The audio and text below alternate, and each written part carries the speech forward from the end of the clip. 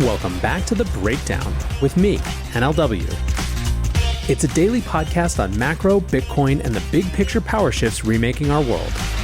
The Breakdown is sponsored by Nexo.io, Near, and FTX, and produced and distributed by CoinDesk. What's going on, guys? It is Sunday, May 22nd, and that means it's time for Long Reads Sunday. Before we get into that, however, a quick piece of housekeeping. There are two ways to listen to the Breakdown podcast. You can listen on the CoinDesk Podcast Network feed, which features both the Breakdown as well as other great CoinDesk shows, or you can listen on the Breakdown only feed. Both of them come out the same day. The Breakdown feed just comes out a few hours later in the evenings. Wherever you are listening, if you're enjoying the show, I would really appreciate if you leave a rating or a review. It makes a big difference. Finally, a disclosure as always. In addition to them being a sponsor of the show, I also work with FTX. Now today we are reading a piece by Matt Pruitt, who is the president of the Radical Exchange Foundation, and it's about the way that local currencies, local digital currencies, could transform how we commit to our IRL communities. I will use this as a chance to do my normal reminder that me sharing pieces on LRS does not mean I necessarily agree with them. I think that there is so much that's challenging in what Matt says in terms of practical realities and how the world is changing and how digital communities are supplanting geographic and local communities. But I think that the discussion that he provokes is one that's worth having and probably needs to include people with lots of different perspectives. So I'm excited to share this for you. I think that whether you find yourself agreeing or not, there'll be lots of food for thought. At age 10, a teacher asked me to write an essay on what I would do to fix a world problem. I declared that I would like to ban money because I saw it as the root of much evil. That idea was clumsy, and what I'll outline here might be too, so I present it in a spirit of total humility. Much important work remains to be done to improve this extremely subtle, significant, and social institution. The problem is real.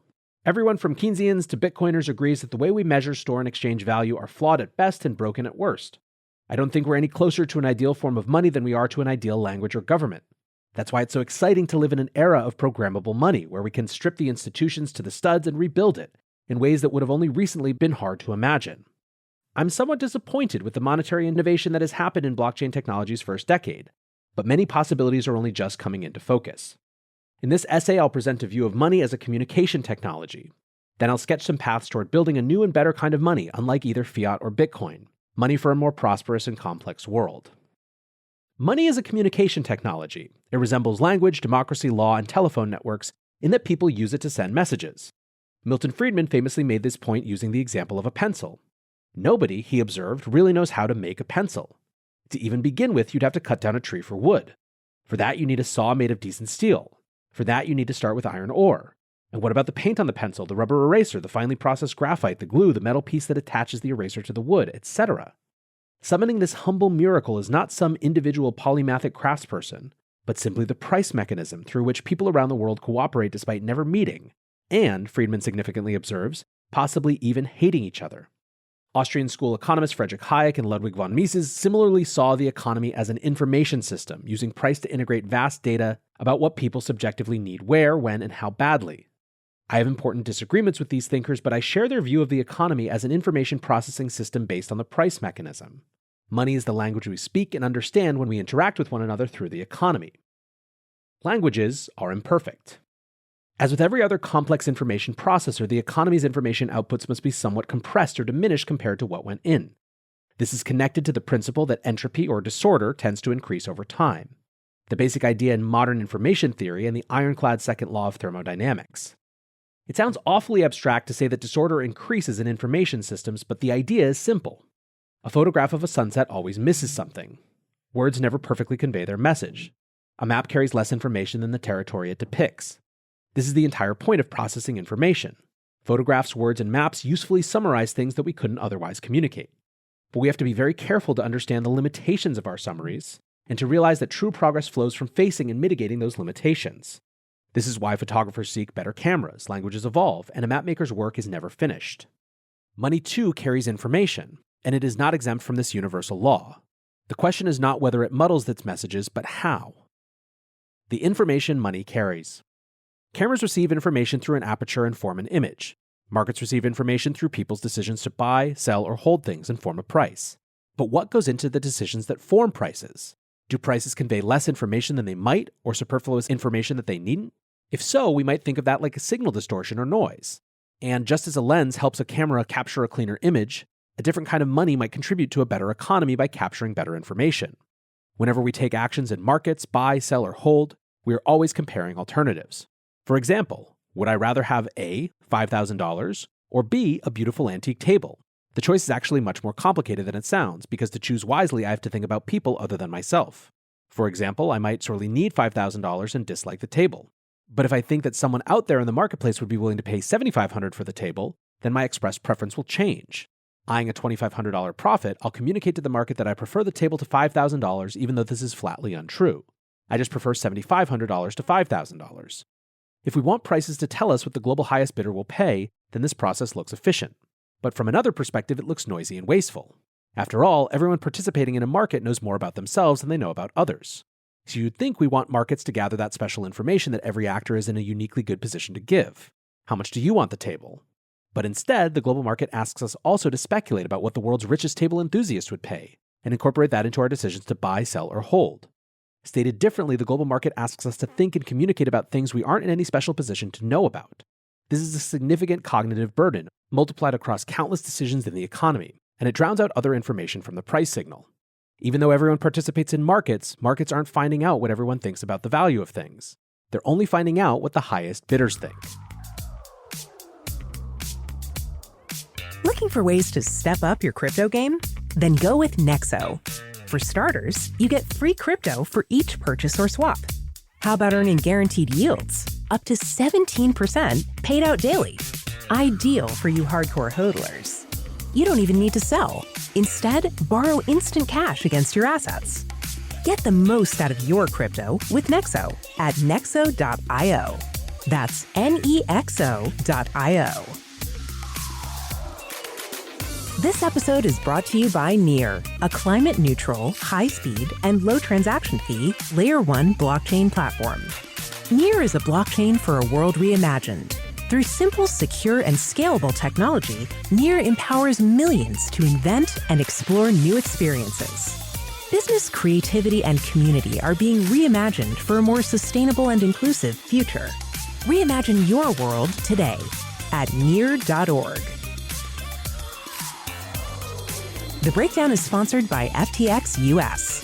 FTX US is the safe, regulated way to buy and sell Bitcoin and other digital assets, with up to 85% lower fees than competitors. There are no fixed minimum fees, no ACH transaction fees, and no withdrawal fees. One of the largest exchanges in the US, FTX US is also the only leading exchange that supports both Ethereum and Solana NFTs. When you trade NFTs on FTX, you pay no gas fees. Download the FTX app today and use referral code BREAKDOWN to support the show. A reason Austrians like gold. My argument partly tracks the case some Austrian school economists make for gold and now Bitcoin. These hard-to-mint kinds of money ease people's cognitive burdens, according to the Austrians, by making it simple to save. By contrast, the threat of inflation with easy-to-mint money forces everyone to invest rather than save. We all have to play the markets, guessing about what the global highest bidders are going to pay next year for tech stocks, euros, and beachfront real estate, instead of just socking money away and planning for our own futures. This amounts to a division of labor problem. It means people who are great at, say, music spend less time making brilliant music and more time amateurishly investing money, just in order to not lose what they've earned.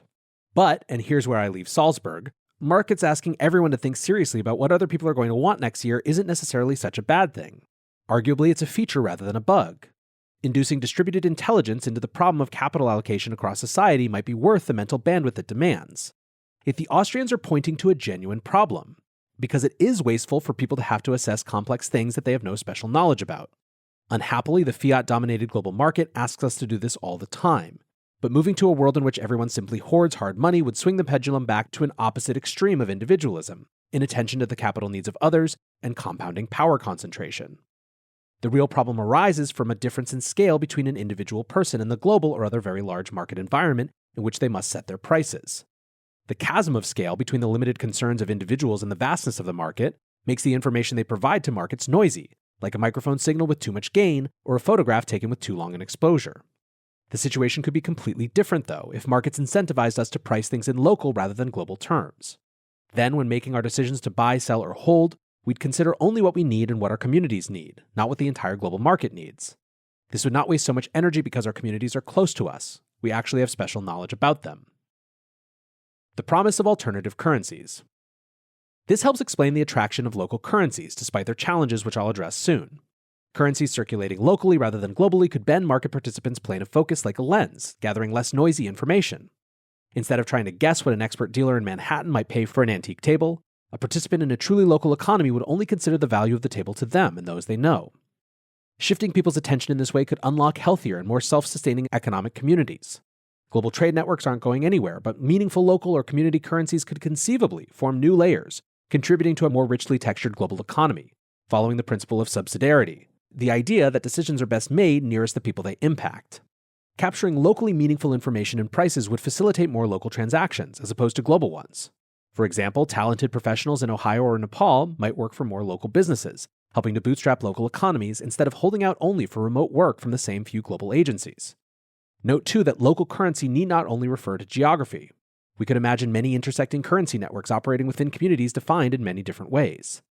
It's hard to estimate how much wealth this could generate, but clearly systematically improving the informational qualities of price like this could be a very big deal. So why hasn't it already happened? Many projects have done meaningful good, but none have truly revolutionized the economy in a way that I'm suggesting.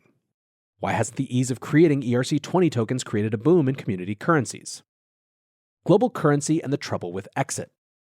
Local currencies have always faced a serious headwind, because when people accumulate a significant amount in them, they tend to want to exchange it for a more universal form of money. Even before they do that, they perform a mental translation. How many dollars do I have right now in currency XYZ? This is natural because we can spend dollars anywhere, not just where we earn them. Taking what we earned in one community and bringing it to a second where it buys more lets us feel richer as individuals, and yes, there are gains from trade. But from the point of view of the first community where the accumulation occurred, this is air leaving the balloon. Local currencies will only truly sustain local economies if they manage to discourage people from exiting with capital. In other words, for local currencies to capture more information than the global economy, we need people to think in terms of them, instead of always mentally translating to dollars or bitcoins. This might seem like an added cognitive burden, but remember, pricing everything in a local economy would be simpler because you wouldn't have to consider the willingness to pay of strangers on the other side of the world. The question is how to do it. How could we actually build community-oriented currencies that people think in instead of exiting from? Values, incentives, and exit costs. Why use local currencies? An important motivator of community currency use is expressing shared values. Accepting a community's currency would be a signal of support. Spending it would be a signal of belonging, and the unique values of the community would show up in the resultant economy. But to preserve this special local information, this expression of particular shared values against the winds of global economic incentives, there needs to be a cost, either a direct cost or a clear opportunity cost, to extracting capital from the system. And to be sustainable, the cost would need to be something other than a speculative belief that prices will rise. Sorry, hodlers aren't a real community. Existing and emerging technologies will let us experiment more rapidly than ever before with currency governance. The key will be to making local and community currency systems semi-permeable. We want them to hold energy in like efficient internal combustion engines, while also breathing and interacting intelligently with the outside economy, like cell membranes with transport proteins. Here are two incentive structures pointing in that direction. First, the currency might be the only tender in which it's possible to interact with the community's shared assets. This would create a unique reason to hold it. Those assets could include exit taxes. In an earlier piece, I sketched some ideas for an exit tax structure, where you'd have to pay a higher fee to the community when transferring capital to more socially distant communities and/or from richer addresses. The identity structure is based on soul-bound tokens described by Glenn Wheel, Pooja Alhaver, and Ethereum founder Vitalik Buterin in their recent paper, constitute a design space for enriching these taxes. More work is still needed on this, but generally we'd want to design exit taxes that are high enough that most people don't think very much about removing their money from the community, yet are low enough that obviously beneficial external transactions can still occur. And these should only apply to unilateral decisions about removing capital. The community, through delegated or democratic decision-making, should have a free hand with external economic relationships. Conclusion. Money isn't perfect. It has changed throughout history. It's a technology that can be improved. In the modern era, it is failing us because it's too universal. It draws our attention away from the communities that are the real sources of our wealth. The biggest opportunity new technologies afford us is not to help us exit our communities, but to help us commit to them. This would make the world not only wealthier, but more pluralistic. All right, guys, so back to NLW. Like I said, Matt presented this in a spirit of total humility, and I'm thinking through itness. And so I don't want to go too deep on things where I differ, because I think that the point in me sharing it with you is for you to ponder. It's an interesting set of questions. I think the baselines that I have a hard time with if we were starting a conversation about this is one, this notion articulated in the conclusion that the communities that are the real sources of our wealth, I think that's a very broad brush to paint with. Two, the definition of community. I think the place that you're most likely to see this type of experimentation happen is absolutely not geographic, where a big portion of the people are there because they happen to be born there, which I don't believe is a sufficient entry condition for this sort of thinking anymore, but instead opt-in communities in digital metaverse type spaces, where people might want to buy into the idea of one of these currencies rather than impose it on a community that didn't have it in the first place. If I had to guess, that's where we're going to see a lot of the experimentation. Finally, I'm skeptical on an inherent gut level, and maybe I could be convinced differently, that a system that relies on an exit tax to work is long-term sustainable. It strikes me as an exertion of power, when ideally you'd want this type of system to create its own incentives to stay in without penalizing people who've made a different decision.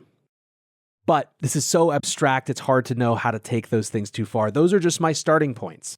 In any case, I hope this was a fun, different listen. Certainly, we've been doing some big thing stuff. For now, I want to say thanks first to Matt for writing this great piece, and then to my sponsors, Nexo.io, Near, and FTX for supporting the show, and of course, to you guys for listening. Until tomorrow, be safe and take care of each other. Peace. Hey, Breakdown listeners, come join CoinDesk's Consensus 2022, the festival for the decentralized world, this June 9th through the 12th in Austin, Texas. This is the only festival showcasing and celebrating all sides of blockchain, crypto ecosystems, Web3, and the metaverse, and is designed for crypto newbies, investors, entrepreneurs, developers, and creators. Don't miss speakers like Cathie Wood, SBF, CZ, Punk6529, and Joe Lubin, to name just a few. Use code BREAKDOWN to get 15% off your pass at coindesk.com/consensus2022.